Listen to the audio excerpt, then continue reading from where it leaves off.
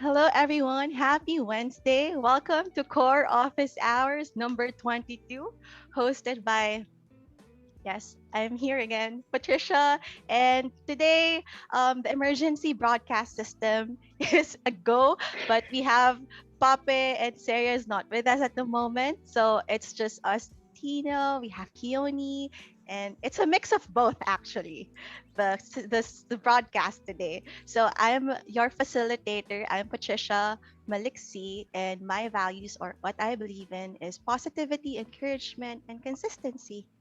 Tino.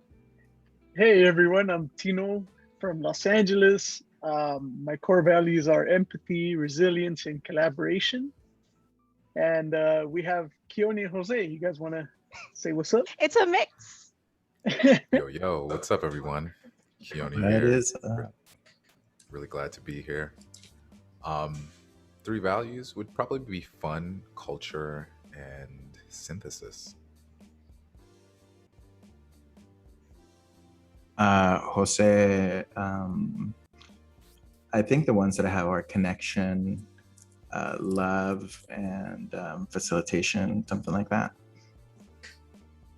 Thank you. So you see, it's we have a mix of both today. And bienvenido, ni hao, bonjour, mabuhay from Manila. Welcome in, yo, wherever you are, because I know we're from different location, different parts of the world, and we're here united in one Zoom call. We want just to say hello.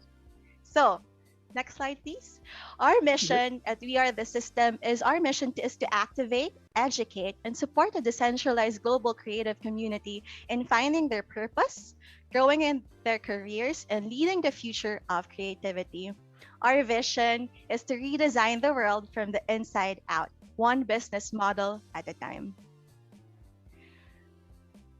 So this is co-creation, and again, my favorite line. You're witnessing it live, and we are the The system. system. Woo. So the system is Core Brand Discovery Foundations, and it's brought to you by coreismagic.com. So if you would like to know more about Core, please visit the website. And for those watching us who wasn't able to join us live, if you are watching on YouTube or Facebook, please don't forget to like, subscribe, and comment. So, our agenda for today is we have the drop in at 15 minutes. Theme of, again, we're tackling blockchain and NFTs, and Jose will be sharing, and Keone will be sharing more about that later. We have our core Q&A, so bring in your brand strategy or your core questions, and we'll answer it today. And also the upload. So, just a reminder, the system broadcast for this week, we had our clubhouse last Monday, and today our core office hours, and yes, we have the design therapy on Friday. So we'll keep you posted online for more announcements. Next slide, please. So the drop in, our favorite part. Please drop in your name, location, what you do, and this is actually an interesting question that we had today. What's a guilty pleasure you have? Admit yourself and share. So I'll model it. My name is Patricia Maliksi. I'm from Manila, Philippines. What I do is I'm a brand strategist. And what's a guilty pleasure I have? That's an interesting. I'm not sure if eating too much chocolate that's out of control is a guilty pleasure, and that's why I work out all the time. Because if I don't know what will happen to me. But yes, guilty pleasure would be eating so much chocolate. I put chocolate on my coffee. I eat chocolate cake when I'm so sad. That's like an emergency thing. So who wants to go next? Tino, share your guilty pleasure. Sure. I'll model it as well. I'll go next. Tino, again, Los Angeles, California. I'm a UX strategist, consultant, and my guilty pleasure is lucha libre. I'll try to model it for everyone. This is how guilty it is. I love it. Lucha is my life. Lucha is my passion. I love the history. I love the the storytelling. I love everything about it, and yeah, Viva Lucha Libre. It's not all about Nacho. So All about please, Nacho we have here. someone dropping on the chat. Please raise your hand if you want, but I'll put Keone and Jose on the spotlight. What's your guilty pleasure? You can't escape this one, Keone and Jose. You got Oh to man, answer this job. anime, 1,000% anime, and it'd be like mecha anime, like anything with robotics, any kind of technological element to it. Like I was hanging with one of my oldest friends this weekend, and she was just remarking we used to live together, and she was just like, Kiona, you know what? It'd be like 2, 3 in the morning. I know you have work at 6 in the morning, and you know all I hear coming out of your room is anime, just Japanese yelling and explosions, like Asian Michael Bay, basically. She's like, and it's all that I would hear from you. And she's like, why couldn't you be normal, like listen to porn or watch movies or nothing? But no, anime. So me, it's anime all day. Love it, Keone. That's so fun. Also comparing it to porn, why? Yeah, exactly. It's like what? Go, It's Jose. funny. That's a good one. I share that one with Keone a lot, and we watch a lot of anime together. Name, location, what you do. Man, these are hard. I haven't. Jose, I'm back in Los Angeles. What I do, I'm a human, and guilty pleasure, cooking. Like, and I don't mean cooking like for other people, but like just spending time like making really tasty something. That's my meditation right there, my sweet spot. Just cooking to make tasty. Thank you, Jose. And yes, I've Awesome. been seeing the Instagram updates of the cooking. Looks good. How We have some in about the chat. yes, and we have But people feel that. Oh, we have Tyrone also with yeah, his their hand up. own. So yeah. Hey, I am Tyrone. I am based in Atlanta. I do brand strategy and identity development for event professionals.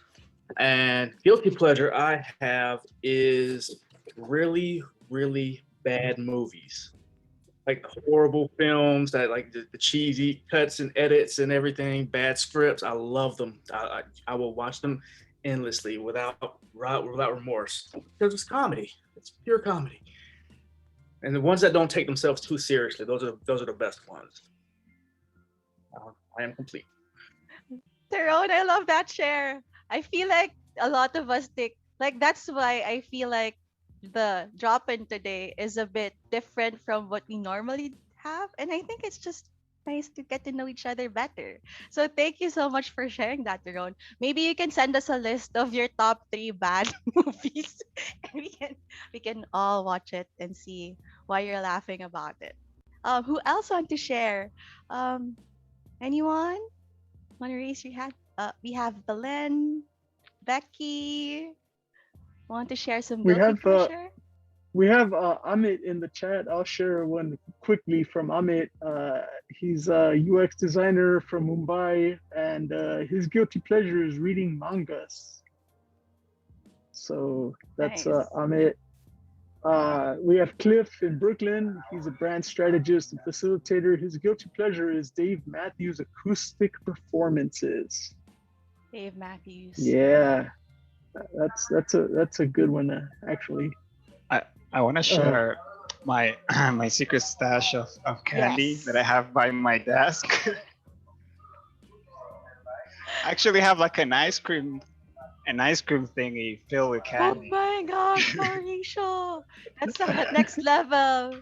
I got a bunch of stuff in here, Wow. See? and like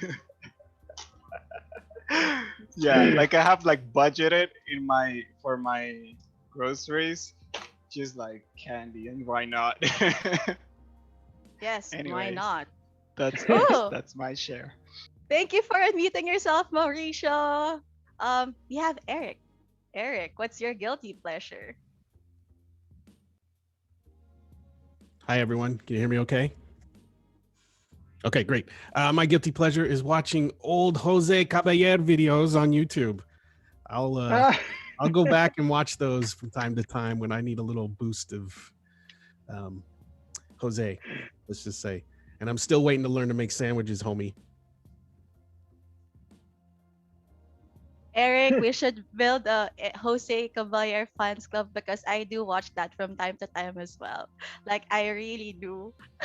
We should do shirts. We go as far back as This Week in Web Design. Oh, yes. Ooh. Yep. I got you, Cliff. So he's like, oh my gosh. Who else wants to share before we go into our topic?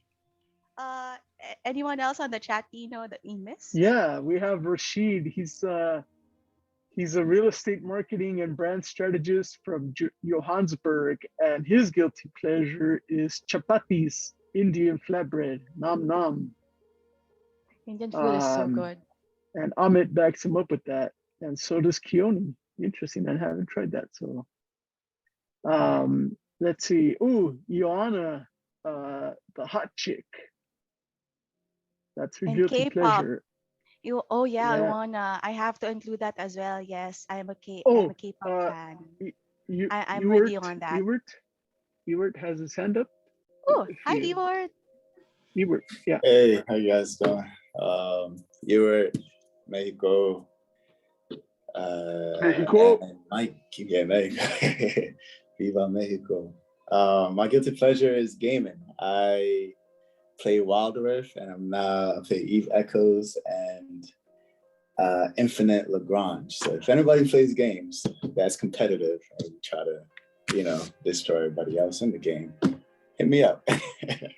Slide into his Zoom DMs if you want do to it. set it Do up. Can I chime in now that we're talking about Mexico? We have Adriana from Mexico. She's a photographer and designer. Her guilty pleasure is chilaquiles. I would eat them for any meal if it was possible. Yeah, back her up on that one. Nice. Thank you so much for sharing. Oh, Jaja. Keone. Oh, we have Keone. Alanis Yes. Morissette, Jagged Little Pill. Oh, classic Keone. album. I will destroy every single one of those songs in karaoke. Every single one. Tone, everything. Oh, that's exciting. I want to hear that. I think we should hear Keone sing some Alanis for us. And we have Karaoke Jaja. night coming up. Let's do it. Guilty of love watching people eat food. I think I know what you're talking about. Is this mukbang? I think that's what you've been watching, and I think there's a something connected to K-pop. So I just wanted to say that. Okay. Yes, I got you, girl. I see you. Mukbang is amazing.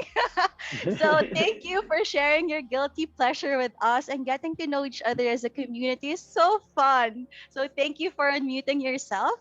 And that's our drop-in for today. And remember, we are each other's teachers. It's nice to learn something about each other. And now I'd like to hand it over to Keone and Jose to learn more about our topic for today, blockchain. And I'll be brief because we want to answer questions and how it relates. Keone asked me how blockchain relates to and NFTs relate to core, since this is core office hours. And I'm going to relate it to both core and the system as a whole.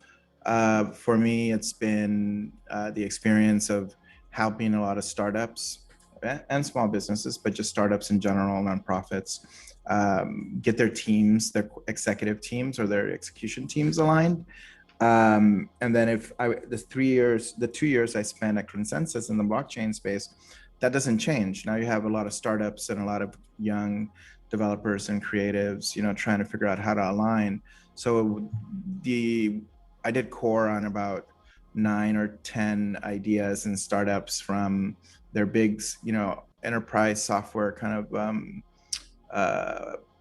applications to every type of startup possible. I even used it to plan the retreat in Portugal, specific exercises like the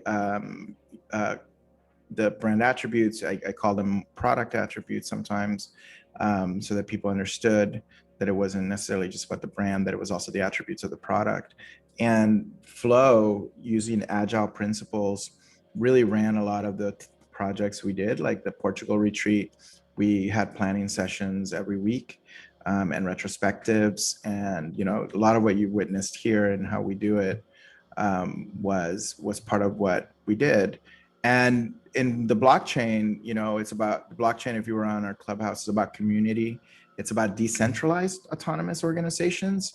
So when you get into decentralization, when you get into managing people that are all open source and volunteer, when you're developing software, if you're familiar with the blockchain space, a lot of the development early on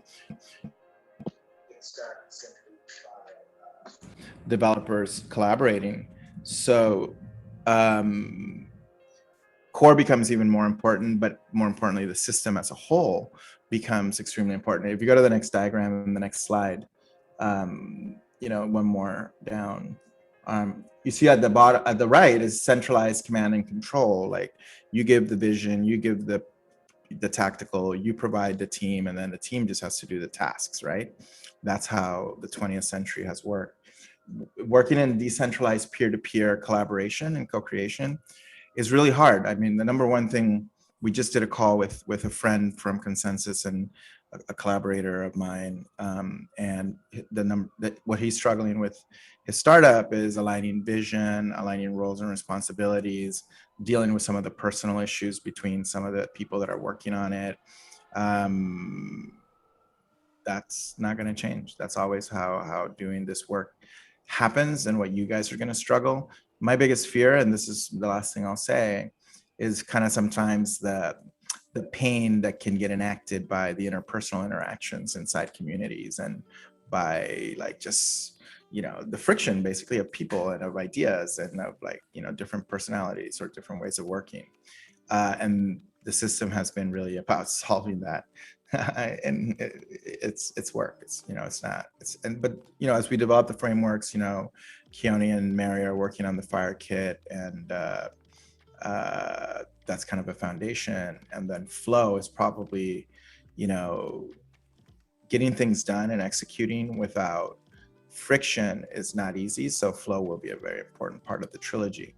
The trilogy of tools is really, how do we co-create a set of tools, of tangible, tactical, strategic tools that can help you build, or that we can help build, a decentralized future.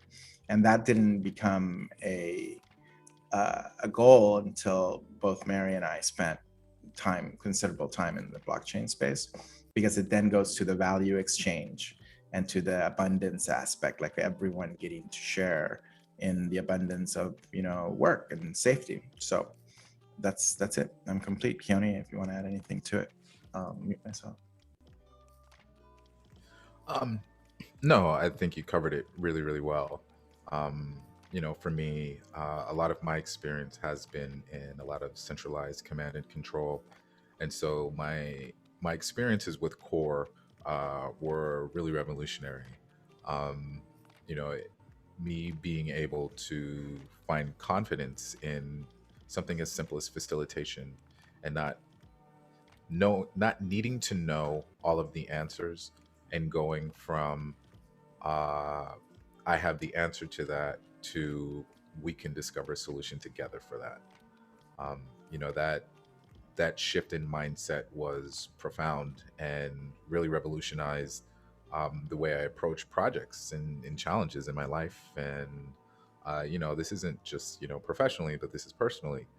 Um, and so I think that uh, the concept of blockchain just simply as a technology that opens up the portal for collective solutions, as opposed to individualistic um, demands, and it is a powerful shift. And I'm excited for it. And then particularly with NFTs, which takes it a step further, and which is like, okay, great, how do you get to have ownership around the thing that you bring to the table? How do you have ownership around your creative output? um, and to do so in a collective way. Um, we so much of centralized command and control is about ownership and extraction of value, but the decentralized approach, the collective approach, is about the exchange of value equitably and ownership of creative output. So I think these are going to be primary tenets of business models moving forward. It's for us as creatives, for us as builders, for us as designers, and architects. We need to kind of see what's on the horizon and be open to the possibility of really new frameworks and modes of collaboration that are happening right now, and the experimentation is happening right now. And so, it would behoove all of us to be aware of these things and to explore and to dabble in them, because these are going to be the prominent business models in the next 10 and 15 years. And with that, I'm complete. Thank you, Keone and Jose. So today we'll be tackling also your core questions if you have them. But before that, Tino, can you share a bit about our sharing rules? Yeah, definitely. So let's go ahead and do that. We'll go really quickly over those.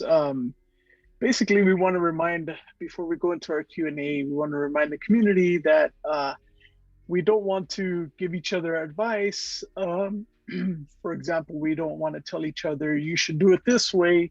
Rather, we want to give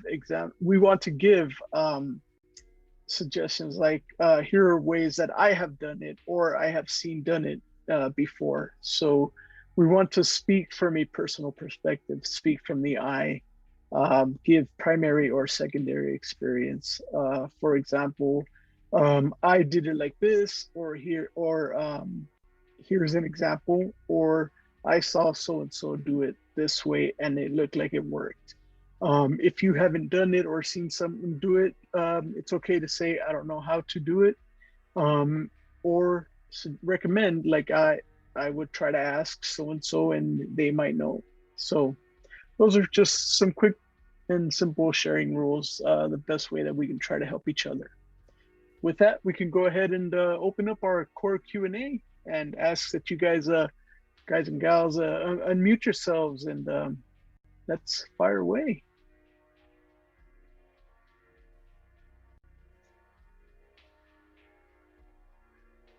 All right, I got one. Go for it, Eric. How frequently should core, how do I want to say this? Core in of itself, the framework, the structure, how often do you revisit it? Is on a yearly basis to say, is this still working? Should we change the mechanics of it?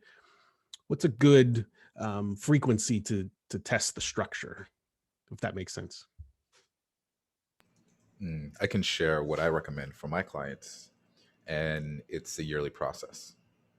So, what for the clients that I've had with engagements that have been for multiple years, it's something that we will either revisit, in fourth quarter or first quarter. And what we do is we take the cumulative experience and data, from the output of a lot of what we've done in core, and we input that into our personas. We validate attributes, and that's generally with like marketing and sales teams. And and then for business goals are generally conversations that I have with this like CFO or CTO.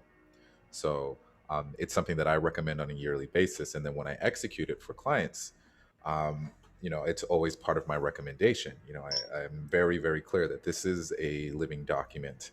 And throughout the year, if we come across, particular milestones that we're really proud of, that I will take the time and I will look through and synthesize what the learning and the insights were from those milestones, and I'll input them into core just to kind of keep core active throughout the year. And I do that just as a way to show them like, hey, I'm actively engaging in this stuff, in this overall scope or not scope, but overall, I don't want to call it strategy, but just overall vision for the company. And I'll always reflect it against, whatever leadership that is responsible for viewing it. What that has led to for me is deeper engagement in the process and the value of it. And I get greater feedback now when I have like very direct questions around, things that they may bring to the table that they may want to execute. Because then they start to refer it against that document as opposed to, um, just being like, oh, Shani Abdishun, this is super awesome. I want to do it. This is what my competitor is doing. It really allows for them to anchor into personas. And then the last thing that I'll add is, and I share this. I think it was last week's office hours. Office hours, yes, was the sequence in which I present core.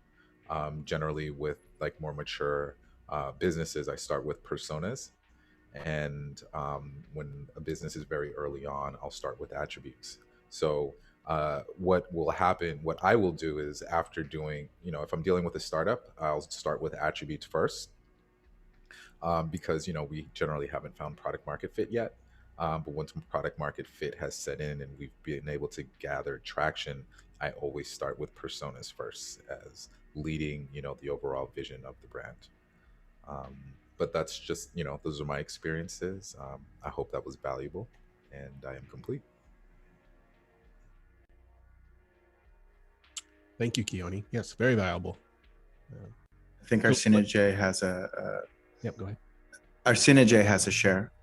Yeah, no, I don't have share. I have questions. So if anybody else wants to answer it. Is it the same question or is it for Eric? It's completely different question. I'll give one quick view. Startups that are changing rapidly. I have experienced the need to kind of do it quarterly with the quarterly planning, and not doing the whole session. But for example, just revising the brand attributes when new people or new executives are added. Or one time I had to do it we did it with the team. I did it with the founder, and then we did it again with the team. And I told the founder, like, you already did it, so you already have a sense of what it came out as. Let the team kind of contribute to it and feel like they're participating. And it pretty much came out similar to, it wasn't going to come out that different than what the founder himself did, since the team was on board with his vision. The question of how much you charge, which came up in the text, in the way that we did agile-based pricing, meaning that the client was actually buying the time that we were doing whatever we were doing. So sessions were part of that, and they were included in the estimates.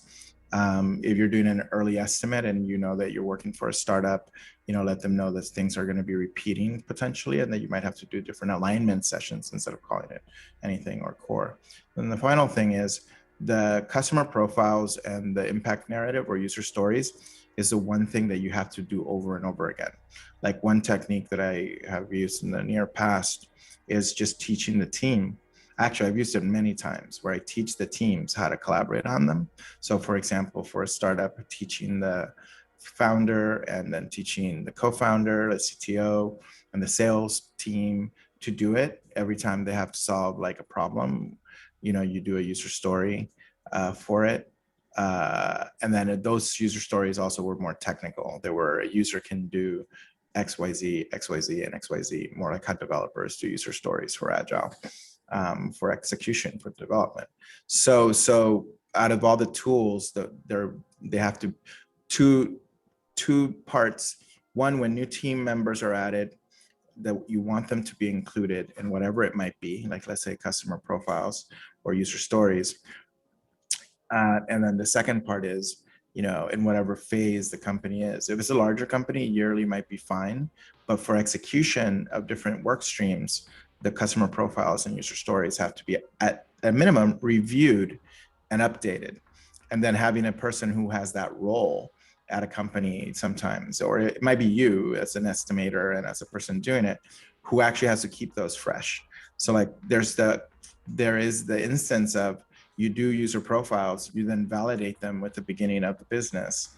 And then you have to update them because your assumptions were different than the reality, right? Happens all the time. And then the last thing I'll say is, biggest challenge and mistake that teams make is not doing user stories often enough, and like just arguing about the direction of what the product is, and like one person has an idea and goes with it. That creates a lot of wasted energy and effort. And then when there's no alignment, you know, someone's going to be upset on the team. Someone's going to be like, oh, I'm not being included in this. Well, why am I not being included? I saw that happen all the time, and it broke teams apart. The person we just had the call with this morning, you know, the issue was super present in his startup, and that's one of the things that broke the team, is that they didn't plan together enough. It was just people discussing and arguing like what the features should be for their music product, and it was like messy and like not fun. So that's my share. I hope that's valuable, Eric. More. Yeah, is it okay if I have a quick follow-up? Sure. So I might have framed my question incorrectly, but this is very, very good. What I'm taking away from this is that there is time you need to spend updating the structure of core relevant to your audience. And what I'm hearing is that the profiles seem to be the one component within core that needs the most tweaking every so often. Do I have that correct? Very, very correct. It's your navigation. The user profiles are your navigation, and the user stories is the map. Oh, there you go. Nice turn of phrase. Thank you to both you and Keone. Thank you, Eric. And thank you for that, Keone and Jose. What a wonderful topic for the user stories and impact narrative. We have ours, and then after ours will be Belen and Rashid, who has a question. So ours, go for it. Yeah, I have two questions, one practical and one philosophical. First one is basically regarding the blockchain and this decentralization. How does the last exercise in the core has impact on it? Because I feel the first two are really aligned with nature of the decentralization, but the last one regarding the priorities is in a sense tricky to pull out when you don't have like direct control over the narrative of your brand. And that's the first one. And the second one is like, what's the not purpose, but what's the job in the future regarding the designers? Because as blockchain is in a sense creating like everybody is designing the brand. Like what's the job of the designer in that sphere?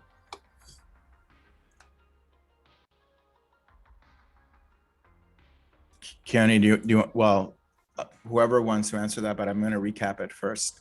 The first question I heard was philosophically, how does the third exercise, the goals prioritization for business goals, awareness and revenue and efficiency manifest as a part philosophically within the blockchain space? Like the other two are clear, but then for blockchain, how does it manifest? And then the second question was, Arsena J, can you repeat the second one? So do I got the first one right?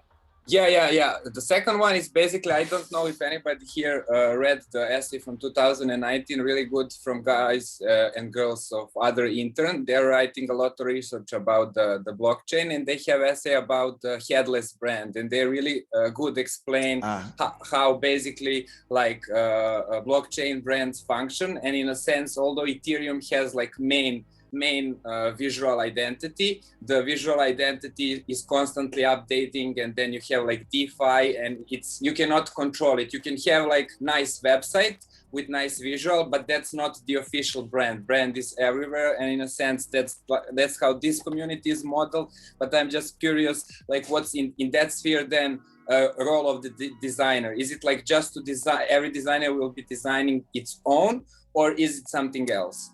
Those are huge, by the way. So I'm going to do the first one first and make it really simple as much as possible in what I understand. For me personally, I mean, and I'm looking at because we have that exercise up on the wall. The prioritization is required no matter what. I think the challenge is that, it does change potentially as you execute. So it's not any less important. It's actually more important because it actually provides people the ability to do input and vote. So I'll give you an example.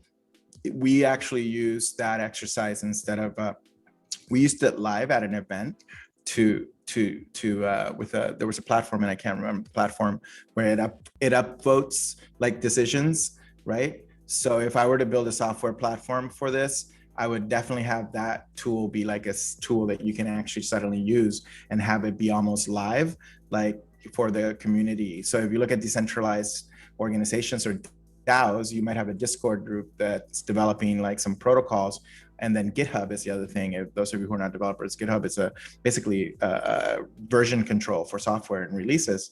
If suddenly the priorities of the business change, you have to change, and collectively you have to vote. So it becomes even more important. If you know how to use the tool, you can use it for even other questions, like other decision types. Like we need to decide, on X tactics, and you have a score of 1 to 10, or you can change the score.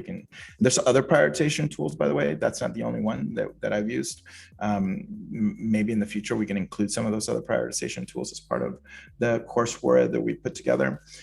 For your second one, I'm very fascinated by the exploration of the role of designers in the future, and a lot of the community and a lot of the school, which now became the future, was this urge to share with my friends and the designers. I'm like Chicken Little, like, oh my God, the future's changing and you have to be strategic. And Chris, having worked in motion graphics and primarily in a very linear kind of, even the roles in motion graphics, a line producer, right? To produce a linear output linearity is required. So when you have software, and then when you have, communities, Sergio, who's not here, in our social media strategy, brought up, this Buenos Aires agency with a really mutable identity, and he brought up the identity for MIT, which is also programmatic, meaning it uses software. So I think that the inputs, and if you think of Core as an input engine, like just imagine the possibility, Arsena J, of a digital version of Core where the community is updating it and upvoting all the time live, and the translation of the colors and fonts and all those other things happen mutably automatically. Like if you look at the fonts behind me, as the people have been, Keone likes brighter colors. So the yellow and the pink, came from the Accelerator. I'm listening to the input and I'm actually updating it, and it outdates other things. Right now we're designing our social, and Pape is actually doing a bunch of posts, and I had a call with him and I said, you can like update it and like make modifications as you see fit. And then I'm going in and I'm making it requires collaboration and not being attached to the outcome, to the output, but more being attached to the essence of it and the spirit of it. So core then becomes, the core of it has to continuously manifest in the visuals, but it's not static. The problem that poses is that offers more friction. It's easier and better to just have a static style guide and like execute everything evenly across platforms, because otherwise it takes more time and it takes more decision making. Removing the decision making, centralizing control and command of the identity system is how we've done it till now. And adding other ideas is just plain nuts. But my commitment to inclusion and to making sure that everyone's voice is heard is my gift. It's also a curse because it challenges execution. But I love seeing, the backgrounds that were created by our very own. I love the fact that, by Adriana's background is right behind you, right? So like you have the influence of your peers. We're using Google fonts, and they're all messy, and Amit is got like, the We Are the System behind him. And honestly, I don't know what the end result is, but last night, I was staying and hanging out with my ex-wife, who's been having some challenges in her career stuff and wanted me to hang out with her. And she said, I love what you're doing. She happened to go to Cal Arts and she happens to be a very progressive designer, but I love the little animation with all the things, and I love the colors and the fonts. It's really fun. It looks like fun. I want to join. Can I join? She's like, I want to join your meetings. And I'm like, you can join anytime. But she's like, but I'm busy, I'm working. She works at Apple. And it gave me joy just to hear the feedback from a really amazing designer that I respect, who has a very clean aesthetic and who has never been able to do anything funky and fun and messy in the work that she's doing in UI UX. So those are my thoughts on that. And I hope that in any way kind of answers it. And I'll cede the floor to anybody else who wants to share or any other questions. Yeah, I have some thoughts on that. And let's start with your first question, which was, the priorities exercise and like how does it fit into the blockchain and decentralization. The truth of the matter is the blockchain is a concept, it's a modality of operation of collective, but there always needs to be an output, and that output needs to be grounded in materiality. And so the challenge is how do we align, for and think about it like this. I look at the priorities exercise as the point at which creativity and creative output meets business plans, right? Because business is non-emotional, business is black and white, it is a numbers game, it is uh, quantitative, and it really reflects our materiality. It reflects our ability to provide a livelihood for ourselves, the ability to sustain our business, to pay out our collaborators, all of those different elements. So, yes, while blockchain is incredible in terms of a modality of operations and execution, you still have to land into a place of materiality. And so that's why the priorities exercise is so important. Now, priorities exercise is still facilitated. So we're still approaching it from that collective perspective. We're still shifting the mindset from one individual driving a throughput to an output that we can say, okay, this is exactly what we need to let us all collectively focus and determine what is most important, right? And identify that. And for all of us collectively to be able to pool resources together to enter into that particular output. That's the priorities exercise. That's the answer to your first question. The second one, which is more philosophical, which is about a designer's role in the blockchain and in these spaces where everybody can input some sort of creative, um, creative input. It's about culture, and culture is about evolution. And if you look at the rituals that allow for culture to evolve, it is the constant reinterpretation of values, right? And it's to be able to stand on the shoulders of the generation prior and to provide something new, a new insight, and then execute, right? We have like 90s aesthetic, which is coming back, which I fucking love, right? And I'm sitting there like, oh, bring it back. Give me those Junko jeans, baby. Like, I want it all. But what is interesting is this new generation, which has evolved and added slight twists to it, which to me is so much greater than the 90s. I was like, oh my God, I remember those jeans and I remember these kinds of tops and I remember this kind of imagery. And it's dope, but it's doper. It's sicker. It's nice. They've integrated more of what their generation has experienced into it. So it's a level up. So when I look at like the work that we're doing here in the system and the design that's happening, it's someone creates a particular design and it's great and it works and it satisfies all the needs of the immediate brand. But now what happens is a designer steps in and does a derivative work of that. It's carrying the same values through, but now in a new interpretation. So now you're moving away from signal and it just being one signal that's saying the same message. So now you have derivative signals.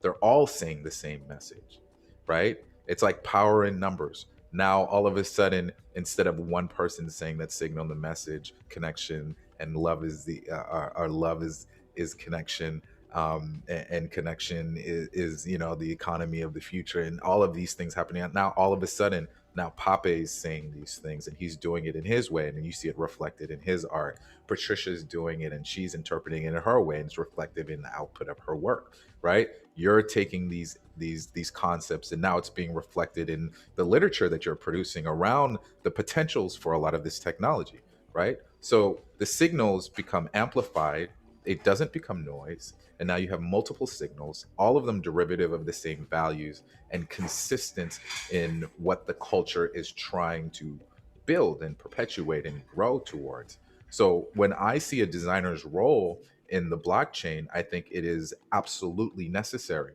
because evolution only happens through the reinterpretation and the execution and standing on the next person's shoulders and being like, okay, man, that was awesome. My predecessor had this incredible stuff. Now I want to take it to the next level. It's you're reinterpreting the values. You're validating the signal, but now you're doing it with greater fidelity, and in a lot of cases in really unique perspectives, and maybe perspectives that maybe necessarily weren't really listened to before and never had opportunities to reflect it in their own eyes, in their own vistas. So the designer's role is necessary. It doesn't happen with, culture doesn't perpetuate without the evolution of the values and the ritual of reinterpretation. My name is Keone and I am complete. Thank you to both of you. It's really amazing to hear both perspectives, because they are different but similar. And I also love what Jose said. In a sense, he answered me with one word. It's the answer to the last exercise is, in a sense, DAO. And I didn't ever connected these two things, but now I'm like, oh, that's one thing. And the other thing, what you said about generative art and the logo of MIT, I'm really happy to hear that, because basically that's the kick started my career. And I was discussing with you and also with Adriana about the processing and everything. And yeah, when you said the MIT logo, I was thinking more that role of the designer will be less like a architect, in a sense that he will have like top down, and more of a gardener, in a sense that he will just like work a little bit here, a little bit there. And also what you, Keone, said, it's topic on its own, but it's really interesting that I feel like the role of the designer will be much more fluid in a practical sense, that designer will not work like for one brand for so long because the nature of it, but it will be in a sense, I feel like everything that is happening in a freelance work is moving towards that. So I feel like that's reflected in the blockchain, that the nature of the job will become much more fluid, and it will constantly morph. So thank you so much, both. Thank you, Ars. So Rashid had to go because they have a curfew. So I hope we can see him again. But we have Jaja. Belen. Yeah, Belen and Jaja. Belen. Yeah. Hey guys. I'm gonna shift. These have been really good questions, and I'm gonna shift to a core question. So I one of the struggles, at least that I faced with my recent client that I was using Core, when we were doing the brand attributes, it's very much brainstorming, and it was just me and her. There was nobody else on the team because she's just starting this. And what I realized as we were going on a journey of like, these are the feel, the voice, and all of that. And then the next week, where I came back and just kind of showed a little bit more condensed the actual, because it's a lot of fill in the blank. So I made it more towards the brand. And I told her that because she was starting, I didn't want to go into a detailed stylescape. I wanted to do something more of a mood board, because I had also lowered my price so that it could be a win-win.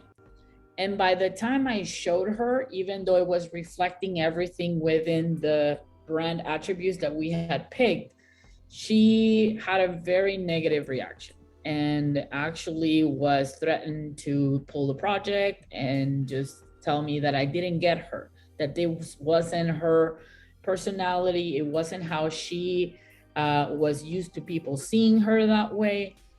And I mean, honest, and then she has a blog, and so she sent me to read most of her blog and had an ebook just so that I could get a little bit more feel of how she was. And she's a very fiery, intense person. So I'm good with people. So I said, hey, I want to give you I want you to give me another shot of adjusting some of these based on the emails that you've sent and the blog and the ebook, even though it wasn't like something I wanted to take on. But my promise with her, because I do web, it was we were doing the branding, logo, and web. And so in my head, I was like, I don't want to lose this potential revenue. But at the same time, I know that I was compromising a little by getting out of that strategy. And so I adjusted some things, but and that's done. We finished. I don't think we are moving forward with the rest of it because she ended up writing about me in her blog and basically saying that I don't get her. And I'm okay with that. That's a past experience. I'm here to learn and grow. And I want to make sure that I don't make that mistake again. One with the compromise, I mean, I learned, but the other one is how do we really get the person, because this is brand new. So she has no data, she has no previous experiences. It's a brand new project that she's throwing on her own. So a lot of the information she was giving me was very assumption-like. And so I guess that's the space where I'm in, where I'm trying to find out how do I not make this mistake again when people don't know their audience, they don't know their journey. And so I'm just trying to. It's a good question, Belen. I'm wondering if there's anybody in the audience that wants to share. I have a very specific response to it or my experience, but anybody else here wants to share anything? Very personal experience that I can share. Well, personal, but through a project that I was working on. So I was actually becoming slightly triggered listening to what you were saying during an experience that I had. But I think that, so I had a client not too long ago that works in group therapy, and I'll try to keep this to the abridged version. And it's somebody I'd worked with in the past, and I had a sense for the type of aesthetics that she liked and kind of the way that she kind of existed within a project. I knew it was going to be challenging. I didn't realize that throughout the years, because we hadn't worked in years, that it was going to be even more challenging than the last time that we worked together. But I think that at the time, for me, it was just a project where I could practice creative direction, facilitation, and it wasn't even really about the money, because the money wasn't that much. If I was in a position that it was just going to be purely a project, I probably, at a rate that was more, was hitting the levels that I needed, I probably would not have taken her on, because she would have been completely disqualified just in our initial conversations, because the way that she is similar to your client, where they're not sure what they need, but they like to be able to, they're that type of client that says, I'll know it when I see it. You know what I mean? And those are like the words of death. So the challenge was within a group of people, I think it was about 5 of us, different stakeholders in the group, and then me facilitating the process to try to get her to a place where she was comfortable. So for me, it was knowing her personality, was the acceptance that it was going to be a painful process. It helped having other people like her business manager and a photographer there that she was using. So when she started to go a little out of pocket, they would bring her back to earth, for lack of a better term. But a lot of times dealing with those type of people, it's very hard for them to see through the fog of their own inconsistencies that they hold inside their head about what they want. You know what I mean? So I think the thing that helped me was continually trying to go back to what's best for the customers. And then when I did that, and she would bring up, well, personally like this, personally like that, everybody's like, well, that's not going to bring you to where you're trying to go in terms of your revenue goals, in terms of your engagement goals. And then she had to sit back, and she would kind of huff and puff, but then just be like, okay. And I mean, so having a room of people, the pressure kind of helps. Sometimes you're not able to do that. And there may be a certain acceptance of not having control the way you want as a facilitator and a strategist, combining that with the design skills. So I think it's also kind of about steadily easing that client into a direction where it feels like they're giving their input, but not to an extent where you're totally getting lost. It's like you kind of have to do weird Jedi mind tricks with them, right? To help them realize that this direction is going to be best for you. But I realized that personally, you need this to represent yourself and the brand, while we still have to align your people that you're trying to reach within the process that we're undertaking. So it's a very hard web to weave. In the end of my project, she loved everything. It just took. Actually, we were actually on schedule because I think I'd have enough experience in the past to where I knew how to speed things up and how to kind of work ideas off each other with the people in the room to help us get to a faster result. So I hope that helps. My name is Cliff and I'm complete. Keone, do you want to add anything to that?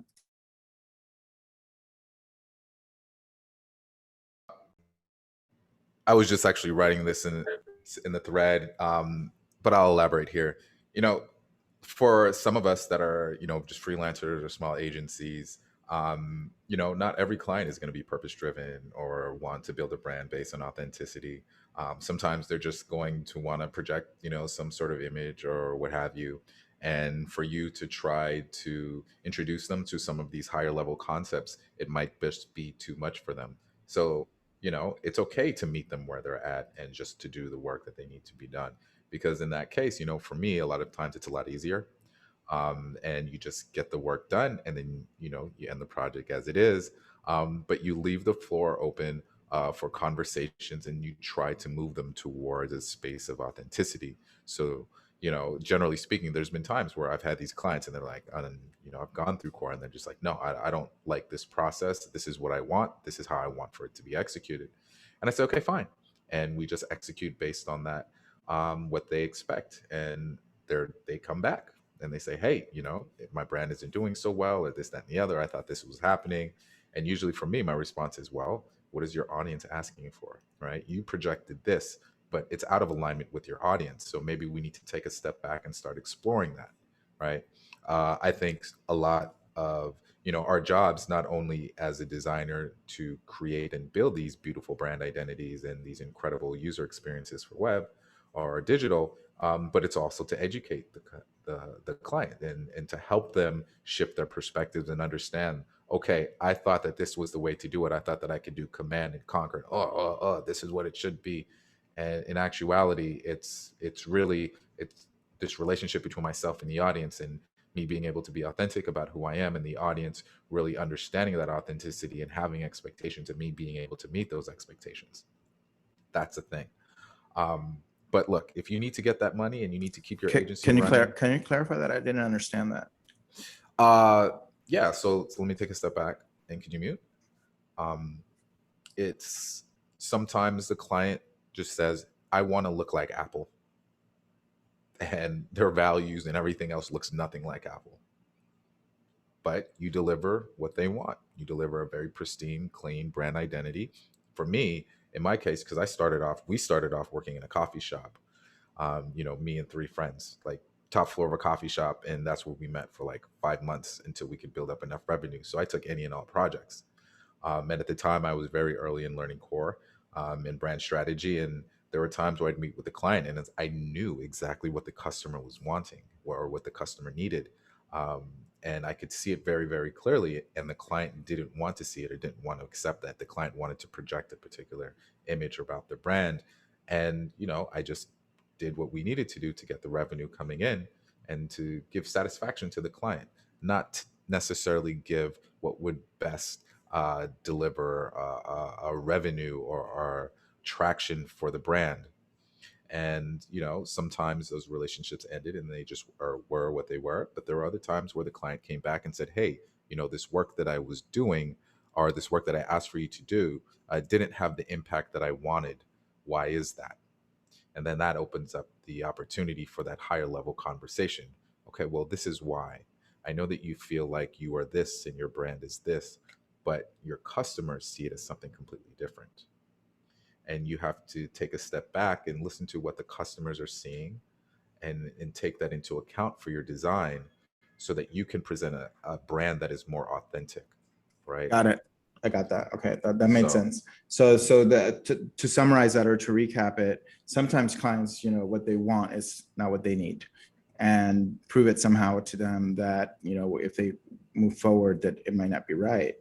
I think that it's 12:07, so to get a few other questions in, I'll just be very technical in terms of tools for you, Belen. If that's okay, Keone, like just give her a few tools, or you're not complete. Well, I just wanted to say this one last thing, and Belen, you can DM me and I'll share it with you. One of the things that really helped me avoid these situations are I have a first meeting document where I'm very careful to understand what their prior design experience has been, and to understand where they're coming from, so that when I step into that engagement, I'm not sitting here dealing with someone who says, okay, I'll know it when I see it, right? To me, that is someone that hasn't gone through the design process and isn't experienced, right? So me understanding that up front lets me know that that's a red flag to avoid, and this isn't a client that's going to be aligned with my process or the way that I deliver value. So that's key. Um, and DM me, I'll share it with you. I have actually a little explainer too that I'll share with you as well. But that's a really great way to kind of avoid those and just pre-qualify the client. But Jose, go ahead, brother. Yeah, I just wanted a very short, close collaboration, like sitting down with them in their home and or on Zoom and going through a lot of references together. Like, what do you like? Do you like this? Do you like that? What their favorite books are, especially if they're aesthetically oriented. The pre-work, and like Keone said, you can notice it even in the early stages when you do a like a intake form that has some of those questions in it, like what preferences you have, what do you like, what brand you want to be like. That begins to give you a sense of them. Giving them choices, not giving them one, like giving them a lot of choices. Sometimes when there's design, people, they want to participate. They basically want to participate in the process instead of like, here's my brilliant idea. The certainty of presenting that is risky at all times. Sometimes that you can like shoot it, like in Star Wars, like shooting the one shot, in the Death Star. And the third thing is external validation. So one is close collaboration and understanding their tastes and their preferences. Like really getting to know them, seeing the person. I mean, on this side, this is not core, but it's like listen, see the person, and then feel like who they are. The giving them choices. I did a presentation because CEO called me for a company and said, this is not even close to what it needs to be. It's like he was freaking out basically. And then the next presentation I directed was, we did it inside, and this was in the real world, not online, but you could do it with Stylescapes. But we presented a bunch of directions with clustered all the references and all the different ideas inside a gallery, like inside a white space. And the 3 directions were over time. And we had him go through and say, what do you like and what you don't like? With the sticky, he put what he liked and what he didn't like, what he liked and what he didn't like, what he liked and what he didn't like. If you had to choose one direction, which one of these would you choose? And he goes, I love this direction. There's some things that I don't like about it. And we already have the stickies on it of what he didn't like about it. So it kind of like gave him the steering wheel for choosing like what are the things that he wanted to do.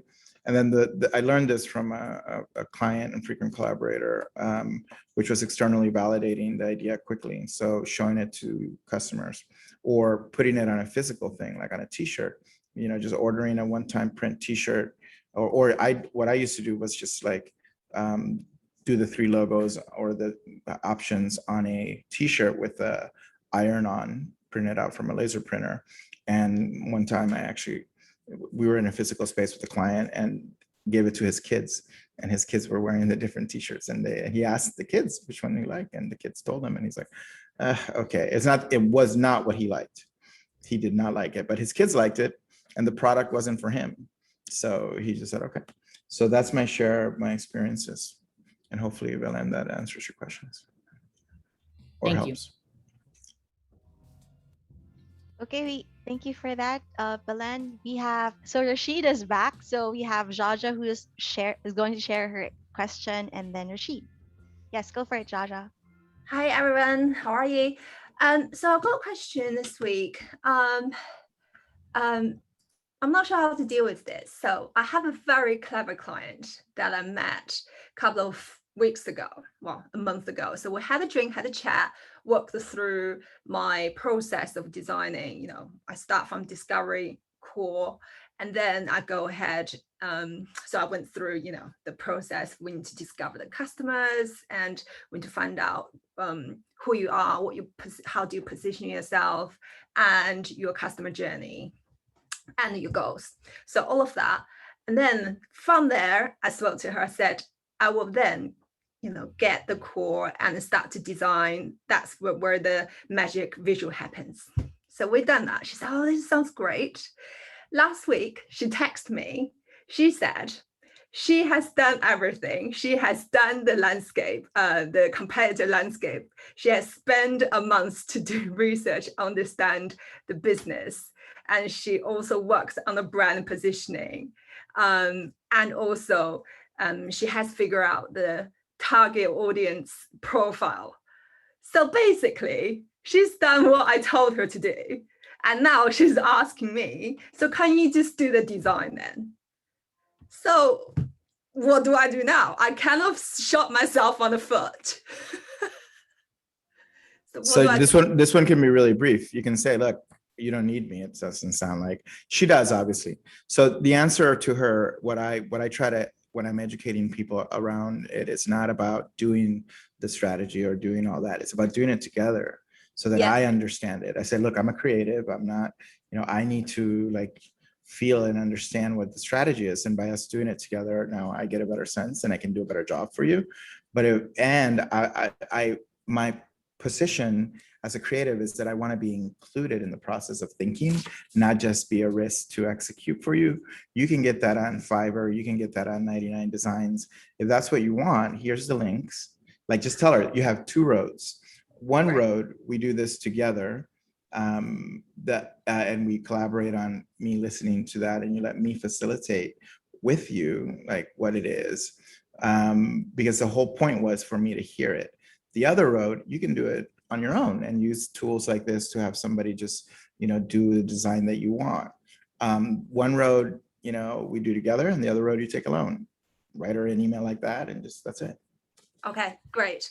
And also she is quite controlling in a way, and she is the marketing manager, and on top of her is the business owner. So she's got this kind of thing of controlling thing that she just wants to own it all by herself. She's the one having all the glories, stopping me getting people to getting the CEO together and getting her together into one group. So that's the story. So what do I do? Headache. And that won't change. But go ahead, Clifford. No, I was gonna say, Jaja, you might have just saved yourself a headache. It's rare that people change that pattern. I haven't really experienced people changing that pattern of wanting to control everything and not being collaborative. That is not a pattern that I've seen people break easily. Yeah, for me, and in that experience, in that space, I've had quite a few really large corporate clients that had multiple stakeholders, and there was always a gatekeeper that I had to deal with. Whenever I had gatekeepers that were collaborative, incredible process. But whenever I had gatekeepers that were standoffish and wanted to hold all of the acclaim, every single one of those projects went down the drain. And so for me, and this is just my experience, I'm not saying, and I'm sure there are ways that you can work through it, but it's a super red flag for me. And, the ways that I've tried to deal with it, I'm just look, this is my process. I can't design outside of this way. And so, if we can't find a way to work in a collaborative way, then I'm a bad fit for your company. I'm a bad fit as a designer. Here are some other designers that don't work in a process like that. Maybe one of them will be a better fit for you. But you also have to determine as well, what do you need out of the project? And I mentioned this earlier. Not every project is you're going to be dealing with a client that's going to be coming with purpose and authenticity, right? Sometimes you're going to have a client that's going to be, it's a straight through line. I want a logo and fonts and stuff that looks like this, and this. Can you do that? Yes, great. So, like I said, those projects can be super simple and just almost be mindless. You're not having to do so much of the strategic thinking, and you can just focus on the creative output. And if you're comfortable with that, hey, ride with it. But that's a decision that you have to make for yourself. Yeah, yeah. I mean, thank you so much, you guys. This is helped me thinking in a sort of rational way.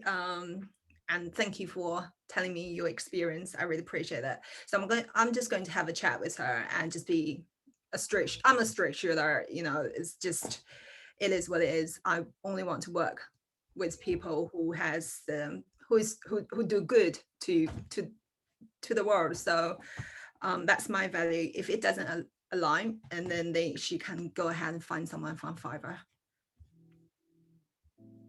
I'm Jad, I'm complete.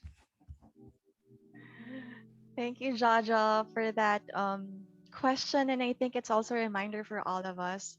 And we wish you the best and keep us updated with what's going to happen. You got it, girl. So we have Rashid. Rashid, are you ready to share your question? Hey tribe, greetings from not so sunny Johannesburg. My question is around the customer profiles. How it's you know how you start with the demographics, you go into the story, and then based on the story and the kind of company that you're working with, you would describe the needs of that user. So how do you maybe someone who has a bit more kind of insight can share, how do we kind of articulate what the user needs versus what we think the user needs?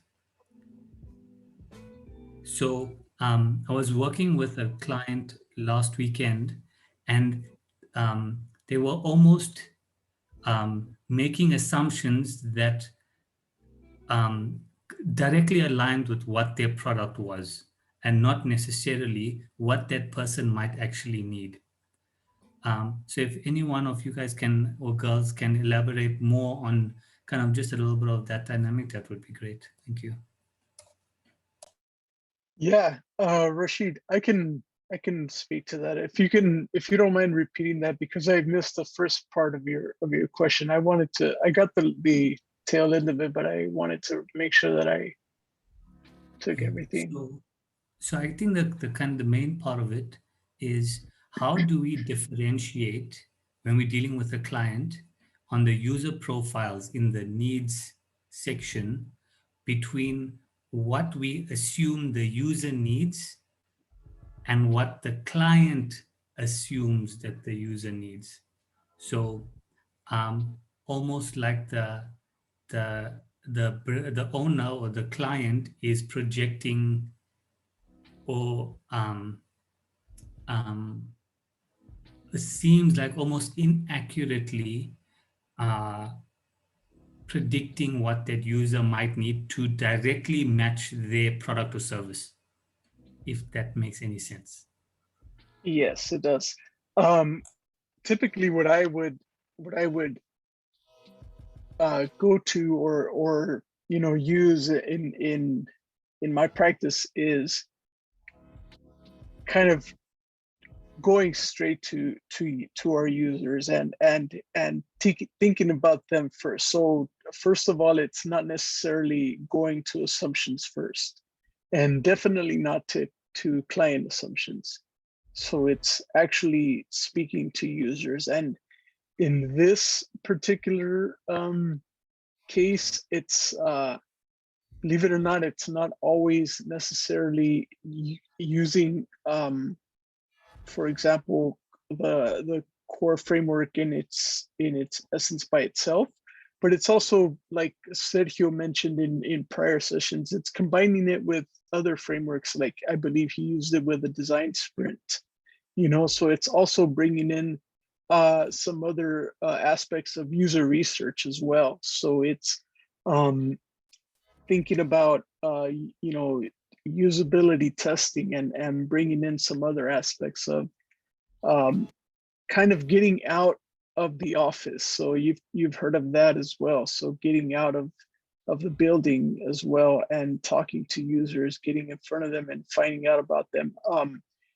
with the core framework and with what we've learned with core, we actually build our user profiles, and we kind of have a proto persona of who we want to design for.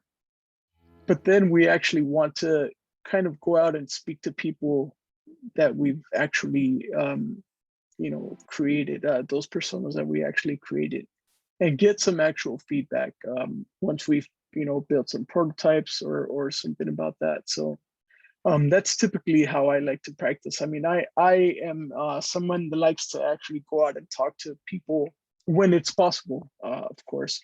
When it wasn't possible, it was good that now we have tools to do remote testing and stuff like that. So there's a variety of ways. I'm not sure if that answered your question, and I'd love to open it up to the community if they have any further, perhaps better input than I That was do. great input. That was great input, Tino. User research is a role. You can actually, I put a link in to an article from the Interaction Design Foundation about it, but I was just having this conversation about user research. If it's a small project and you don't have the budgets to do, user research, or it's not in your scope. It's happening a lot today that, people are expected to do everything, like to do the UI, the UX, the research, all of it together. Is this client, do they not know their user well? Or is it a client or someone that really has a business, they've already been running it and they have data? There's no data. Basically, new startup that want to create a brand around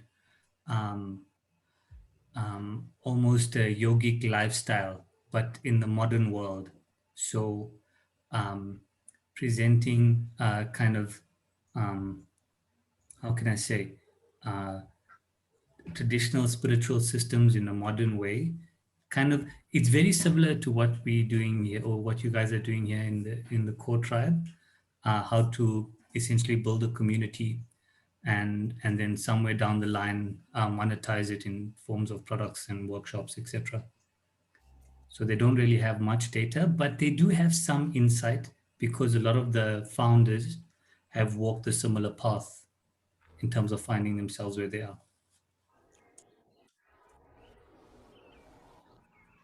Patricia, you have an announcement. Yes, we're running a bit over time. If you need to go, you can go. But if you can stay, that would be awesome. So thank you everyone for being here. So yeah, just I wanted to say that. So we're enjoying and we're flowing. So don't want to interrupt it. Yeah, Patricia. So here's a question for you, Rashid. Has you and your client, have you guys gone through user stories at all? Because sometimes it's easier to do the user stories before diving into user personas, right? Changing the sequence of the exercises, based on what you can execute on. Um, for me, thinking about it, and probably what I would do in that situation is maybe we might be struggling with the personas, but maybe the path, the user story is clear. So anchoring into the user story, and especially if the founders have experience walking that path, um, articulating that user story might be easier. And then from that vantage point, using the insights to anchor it into an audience and then articulate the demographic. That's probably an approach that I would try experimenting with. Um, and I don't know, again, I'm not trying to give advice here, but this is how I would be looking at this challenge and how I would probably try to solve it. Um, Hopefully that helps. That's actually really good. It's a very interesting technique when you can't get one thing, change the lens, right? Like do a story with any user or any generic user or a person, right? Yourself included. You're probably a customer, right? Or you're probably. I'll address the anchor. You actually answered a lot of it in your response of what type of client it is. It's a yogic kind of practice. They're trying to build a brand. It's a startup, so there's just a lot of hybridity happening. my experience with startups is that the first user usually is actually the founder. Like the person's building it for themselves. Like, here's my path. If you look at, the first user for this, or some of the users that we've generated, they're really clear from the beginning, from the school and what the future now has as users.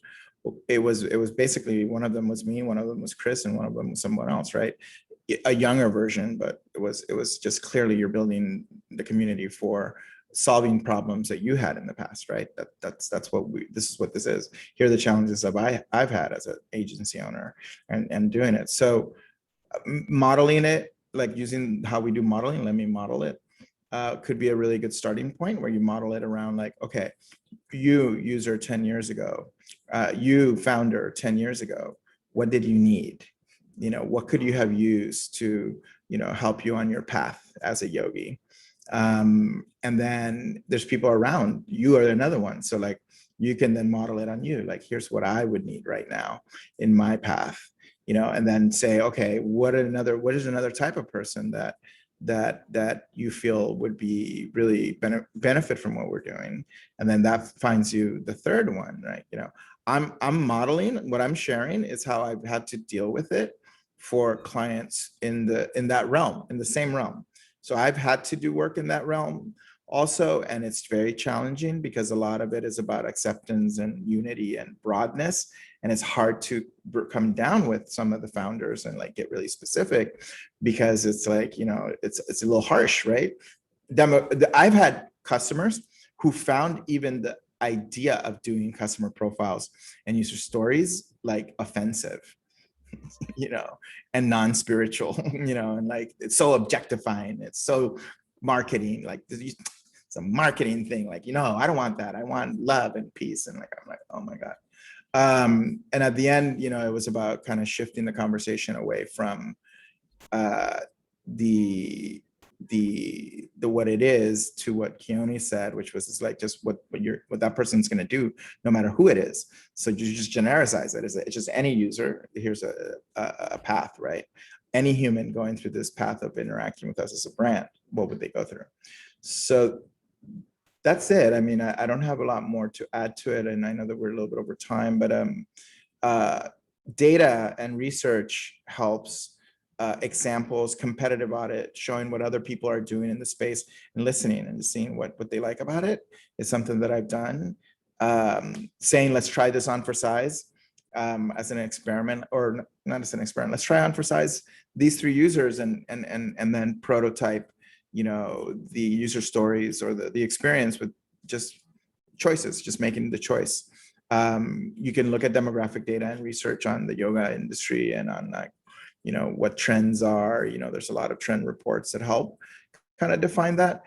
But at the end, it's a seeker. Seekers are going to have a profile. They're going to be people who have the ability to seek because they're either in crisis, in a transition, or because they have the freedom, to do it. Someone who's wealthy or who's sold a company, someone who's now seeking it. Or it could be a young seeker who's looking for, the answers to the questions of the universe.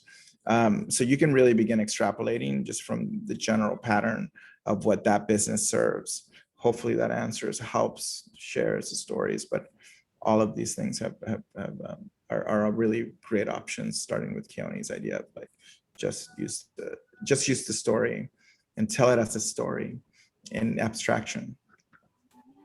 That really helps. Thank you, Keone, Jose, and Tino. Really appreciate it. Thanks, guys. And I think that's it. That wraps up our core Q&A. Thank you everyone for participating. Um, I just wanted to acknowledge Jersey, what he said before we go to the upload. Like, crazy watching a YouTube video on design with Jose, and then all of a sudden he's speaking to you about the time. That's how personally, that's how I feel when I talk to Jose still. And I've been on here a year, so it won't change, Jersey. I just wanted to share that. Okay, so the upload. Sharing screen.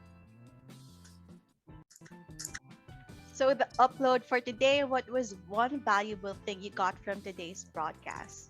if you can share it, unmute yourself for a bit, and then, or you can drop it on the chat. Who wants to um, share or upload? Anybody? Tino, do you want to lead that? Yeah, I'll go ahead and one valuable thing that I got from today was just the continued learning of the conversation. And honestly, it's not just from today, but it's from this entire week and maybe the past 10 days, and it's about the blockchain and NFT conversation. It's been marvelous. I mean, I've learned so much in these past 10 days and this conversation with this group. Then I have what I've tried to do on my own and through my own research. And it's amazing to hear from the community and to hear from real practitioners. What everybody's been trying to do and how they've been trying to do it and how we're trying to do it here in the system. So it's blowing my mind, and it's got me so much more deeper into it, but from a perspective of a community and a collaboration. And so that's my big learning, my big thing. And thank you. I'm Tino, and I'm complete. So I'll share quickly what I got from today's conversation is solidarity with the experiences that Jaja and Belen shared. I've definitely been through those experiences, and it feels good to hear people talk about going through them as well. Makes me feel like I'm not alone in the craziness of this direction that I'm on. So I appreciate them for sharing, and I also appreciate feedback from Keone and Jose about strategies on how to deal with difficult clients. Or I think the point that Keone made was so great that not everybody is going to be in the same headspace when it comes to understanding how you can provide value through the philosophies of design thinking and strategy. So I think I needed to hear that, and I'm just appreciative of being here. Thank you, Cliff. And I think Keone has been rocking. He said you're rocking the new look. So it's always nice that you're here to share as well your experience with us. So grateful, so grateful. Thank you, Pat. And we have Ars raising his hand. Ars. Yeah, I just wanted to say something that kind of said last week, although the answer from Jose and Keone really made me think. But yeah, I just want to say that the more and more I go into crypto, the more I realize, and the more question I have, like how it's going to be different. I always think about this community and realize like this is it, like this is like the model for that, and it has a lot of answers that I feel like it's not direct, but if you listen and look carefully, you can find a lot of answers that are not direct. So that's just the one I would say. Thank you, Ars. That's beautiful. Oh, everyone's changing their backgrounds. Wait, where is that? Why don't I have one? I'll do that next week. I'll keep hosting. Okay. I feel like I'm missing out on something. It's okay. FOMO is real. FOMO is real. FOMO's I think real. this is I had from to scroll up. I had to Amit. scroll up. Is this the one from Amit? Yeah. Nice I'll shoot one, you the link. Hold on. Amit. Yeah, but we're gonna get an Adriana version, and I think we need to put the type to the side so that it's like up here, so that we can read it. Yeah, Keone's like, let's lean into it like Fat Joe. Any other uploads? I would like to hear a few more uploads. Like, what did people get out of today in the conversation specifically about core? We have few from the chat. Jaja said, "You guys are so amazing. Thank you all so much." Iwana said, "Output has to be grounded in materiality." And Sid said, "This is a great session. I get so much out of this." As we do as well. Sid. And also, oh, there you go, the backgrounds. I'll get to it next week. What else? Who wants to share their upload before we end our core office hours? Anybody? Hey peeps, I just want to share my gratitude, not necessarily for question answering, but like just to be part of a group of people. I feel like it's kind of got replugged in after quite a long absence. And I know many of us and you guys, girls, have going through the same process, and it feels good to be part of a system and a collective. And yeah, it's been cool. Thank you. Thank you, Rashid. You know, when you dropped in on the call, I was so happy to see you. I think it's been months since we last saw each other, and you're always welcome here, brother, and we miss you and thank you for dropping by today. And Jersey, I saw what you did. Put it back, put it back. The Zoom I'm background. totally cool with it. It's just like I looked so different back then, and it's so funny, and I'm such a different person. But it's less about me. It doesn't even matter. It's just funny. But Jersey, I feel the same way. Having every person here, it's an honor to just witness everyone and to be part of it. I mean, there is no Jose, no Keone, no. It's all of us. It's we. You're as equally an important and a player in the blockchain. I think our synergy is starting to get it. What's happening? We are the blockchain. There is no like, head to the whole thing.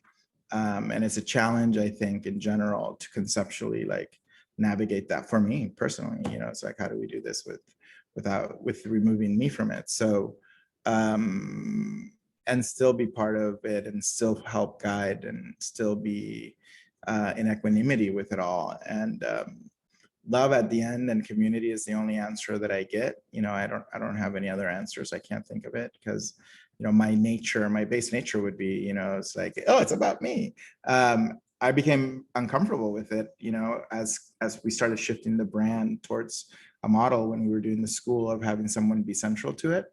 So that's why the We Are the System identity and these meetings and calls have been so important to elevating all of us. So I just wanted to highlight today, Tino and the community and Patricia doing such an amazing job hosting. And Keone and I just being able to answer questions so that it all starts to blend in and the blocks start to, soon our Senior J is going to be running some, he is already in his community. So it's decentralized. We're just a DAO gathering and all of you hopefully are creating your own communities. And if you don't come 1 week or are missing for a month or whatever, that's okay. We're going to probably change the pattern and the rhythm of how we do these and begin to really make it more centralized even further so that we can all benefit in our own regions, in our own time zones. But thank you, Jersey, for being here and for sharing your love and enthusiasm. Decentralized education kind of rhymes. Keone, go for it. Keone, you're on mute. Are you speaking? I wasn't speaking. I'm about to speak. I'm speaking now. And you know, I I have a deep love and gratitude for this community. Um, the process of learning together. Like earlier today, Jose and I, every other Wednesday, we have a conversation with Ponto La Corbata. And today's conversation was about just like co-working and imposter syndrome and, like the root cause of it. I feel like the ability to learn together, to have shared experiences, to be able to connect, empathetically, to listen empathetically, and to see ourselves in each other and each other in ourselves, um, is such a powerful tool, not just for education, but for like personal development and like healing. Um, I was really struggling with my energy earlier, right before this call, and just to be able to dive in and share this space with you guys and connect was super super powerful, and I'm grateful. And I know that a lot of you share with me how much you get from my experiences and my knowledge, but I get so much from you as well, and it's important and it's essential. And this is such an important part of my ritual for continuing to really live these values and to share these values and to bring the goal of community learning, decentralized consensus, all of the principles within core uh, are key, not just to the work that we do as creatives and designers, but to society, to building a culture, to bringing about change in our own respective spaces. And I'm inspired by each and every one of you. These questions, are so reminiscent of me and my journey, and I'm just grateful for each and every one of you. And I just want to say thank you. Thank you for being with us. We are The the algorithm. algorithm. We'll post that later after the post show. Now we have a theme. Thank you for that, Amit. Yeah, so before we drop out of this call, I think Keone will be sharing a bit about Accelerator, and then we can go to the outro. Yeah, so the accelerator program is it's a system of cohorts where we take a lot of the information that we've experienced, and we've brought it into a central place where we can share our learning. So, for example, those of you that are reaching out and looking out are, for the document that I put together, the first meeting document, we have those kinds of products in the accelerator. And so the accelerator is a combination of a few things. There's broadcasts, which we have here and that you can see. They won't be fully accessible and free for much longer. I think we'll still do stuff, to support the community, but we're trying to find a way that we can like provide deeper and higher level value. Circles, which is key. Circles are cohorts, and we go through month-long sprints, and we address some of the challenges that we have both in our professional lives, but also personally. Fire, being able to articulate our purpose, values, and impact with clarity so that we can enter into engagements with, true impact and confidence. Core, which we're familiar with, but what does it look like for yourself? Flow, how can we galvanize communities and teams, within your personal circle or with your professional circle? Things like Instagram, right? We want to launch an Instagram, or I want to change my Instagram to build more traction around my brand. How do I do that? These things are important, and I feel like they can be better achieved within a community, within small cohorts. And then we have the vault, right, which is about real documentation, worksheets, case studies, resources, all of the things that we need in our creative careers that we maybe necessarily didn't get in, classes and, in the academic programs, and stuff that we generally only see like behind closed doors in agencies. We're opening up those doors and we're giving you access to them. And then, of course, is play, right? We need to be able to connect and have fun at a human level. A book club, meditation, yoga, journaling, sketch nights, movie nights, anime, music, karaoke nights, which just came up. Alanis Morissette is coming. Jagged Little Pill. But we're building this together, and it's for the community, and it's an experiment in co-creation. Let me rephrase that. It's not an experiment; it's an evolution in co-creation. So many of the folks here, and they can testify. Tino, for example, is in our community. Iwana's in our community. You or Arsene J has had examples and had a chance to dive in. Like, these things are really powerful, and it's more than just learning and education. It's also friendship, and it's the ability to collaborate on real work and real jobs. So that's the Accelerator program. If you guys are interested in joining, shoot me an email. You can email me at Keone at thesystem.co. We'll get an intake, and we can help set you up. Full transparency, we charge $125 a month. But I think for the value that you get out of it is unmatched. And hopefully we can catch some of you guys in the program shortly. Thank you, Keone. And we just graduated. Yes, Yeah, I mean, so we yeah, had some drawings. let's give a shout out real quick. We just had our first cohort graduate from the Fire Circle. In the Fire Circle, they worked on their hero story. They worked on their value and their skills, and they worked in their purpose and their purpose statements. And they created one sheet. So basically, if I were to enter into any engagement, what would I say about myself and who I am and the kind of impact that I can bring? and it's been incredible. There's been a lot of success so far with folks that have been using it just in some of the early engagements, and yeah, it's something that I'm really proud for this first cohort. So I think we should give everyone actually a hand golf clap, because I don't want to destroy everyone's eardrums. But this cohort that went through it, they're incredible, and I'm really excited for the next stages in their lives and their careers. Congratulations to our graduates for our first batch. So with that, if you have other questions, please join the core tribe on Facebook, and we're actually we have a Discord set up. Mauricio will drop the links on the chat for the Facebook group and the Discord if you want to join us. And yeah, for today, if you have Instagram, please follow We Are the System at Keone Chong, at Mary with a Gribbon, and at Jose Caballero. Please use hashtag Chorus Magic and hashtag We Are the System. Amit, I would like to see you share on Instagram this new wonderful background of yours and the one We Are the Algorithm. Please share this. So beautiful. It's updated now. Look, that was quick with the quickness. You know my last name is Agile, right? And so if you have want to learn more about Core, please visit chorusmagic.com, and don't forget to like, subscribe, and comment. And that's it. That's the end of our broadcast today for the Core Office Hours. Thank you everyone for participating. We don't have Pape today who will do the outro of dancing. Maybe it's Amit's turn now. I'll do the fly, the Pape flyby real quick.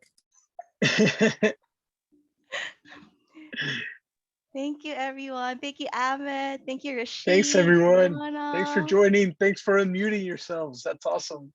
Thanks for all the questions, too. Uh-oh. There you go. There you go. Spotlight, Jose. So beautiful. Oh, There you I go. wish we could clip that. All right, here, I'll do it again, and then you can. Spotlight. Love it. Thank you, everyone. Happy Wednesday, and see you all later. Mauricio, take us out. Ciao.